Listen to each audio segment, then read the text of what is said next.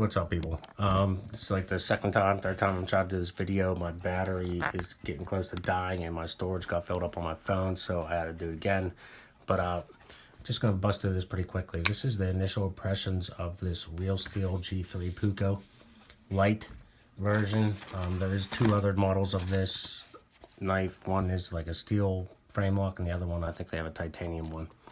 But here are the specs. It's a liner lock, 14C 28N steel, 3.54 inch blade length, 140 thou thick stock, G10 handle, 8.15 inches overall length, and a weight of 3.32 ounces. This is the packaging, came in the box, has some extra paperwork, and the paper with the specs also came wrapped in this cleaning cloth. So, that out of the way. I have a chew-in and my lighting is garbage. You're going to get some glare because I'm in my dining room and it is what it is. But knock the specs out. I'll start off with the action of this knife. It is pretty smooth. I did disassemble this knife and clean it and then put it back together. I did have to fix the centering up a little bit. It was a little off, but it's pretty spot on now. But overall, it's breaking in more and more. I just got this knife today, but it is pretty smooth. It's not like totally drop smooth, but it just takes a little shake. So honestly, don't mind action like that. The free droppers sometimes catch my finger and get a little bit of a cut, but it is what it is. So the action isn't bad as far as smoothness. The flipping action is decent. It works. It's acceptable, I should say. The detent is kind of light, so if you like try to light switch it, you know, and you do it too soft, it's not going to bust open all the way. It's not like you can't do it at all, but you got to give it a little bit of, because the detent isn't very, like I said, it's a little weak. If you do like a push button, you're fine, or kind of like a hybrid between the two, it'll open every time. So it's not like it's awful or anything like that. And this is more of a budget offering. It's around 59 bucks on certain websites. On Amazon, it's like 70 something. I actually bought it from Amazon because I had a coupon for like $10 off. And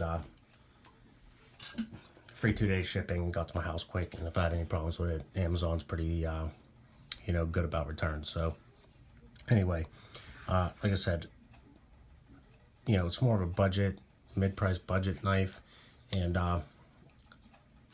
the action is acceptable. So anyway, the blade, 14C 28N steel, is decent. I've had it on Kershaw's and a few other knives. Sharpens easy, takes a, you know, really fine edge. Holds it decently, but I will say this, I only had this today. I did cut some pretty thick zip ties with it, and if you can see down here, the little shiny spots, there are two little chips. They're not crazy deep chips, but they're there, and you know, hope that was just a fluke, but we'll see. I did the same thing the other day with this knife. It's M390, and there's no chipping, no rolling, no nothing. So obviously M390 is a way better steel, but just saying. And also to compare the flipping action, if you just pull down on this, the detent's excellent. You know, that's about as light as I can pull to get it not to go, but it's just the detent's way crisper on that. But it's also like $100 more. So that being said, I like the full flat ground of this blade. It is like a high satin, like I said, it's kind of hard to see with this stupid ass glare I got going on, but it does have the, it says G3 Puukko. Oh, there you go. The designer's name's on there. It's Ostap Hell. I believe he's a Polish guy, if I remember correctly. Blade steel, and then it says Real Steel on it.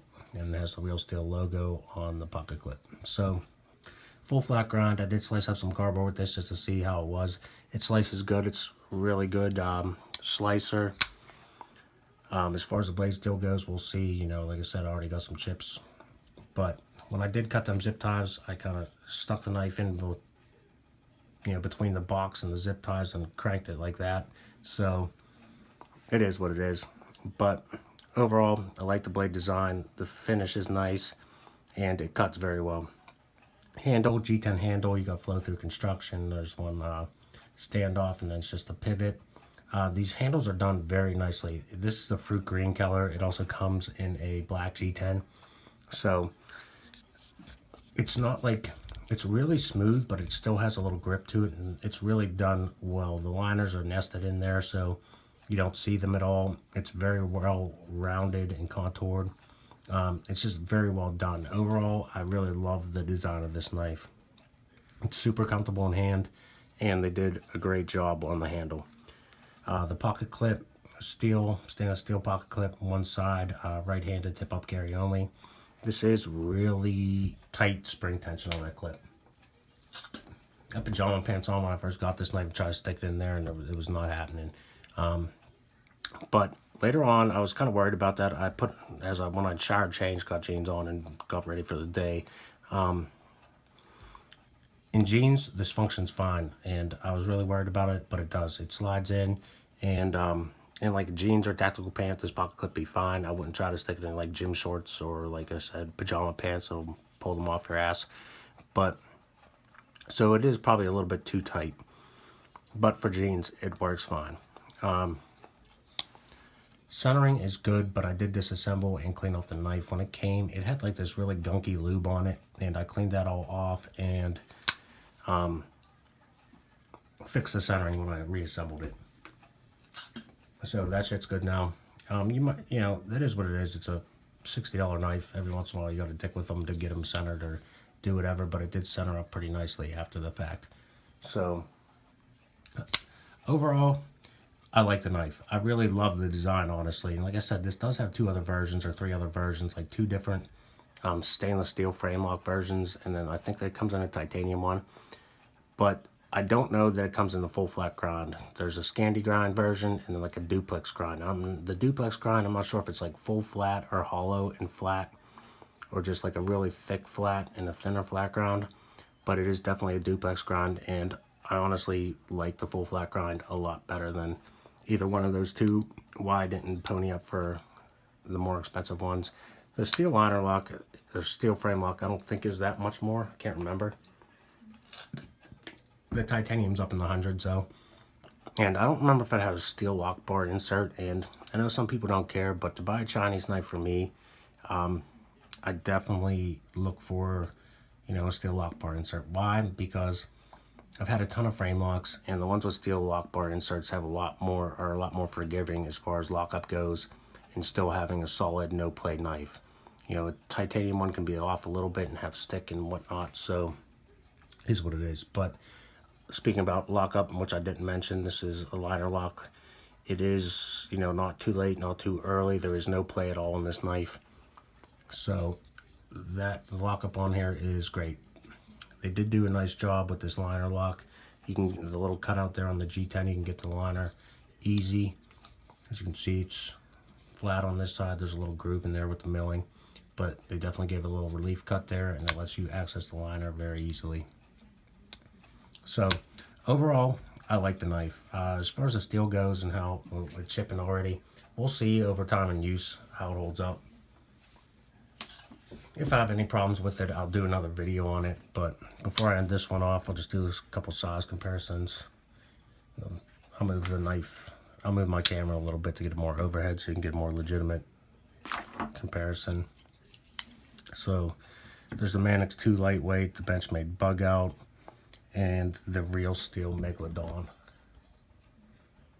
for size comparisons. So I'd say it's a pretty decently sized EDC knife.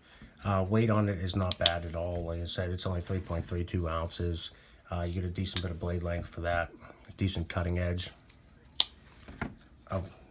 One thing I usually talk about, there's a sharpening notch there, and as you can see, when they sharpened it, they still hit the plunge line. So this could have come out a little bit further to where the end of the plunge is, but it's overall not bad.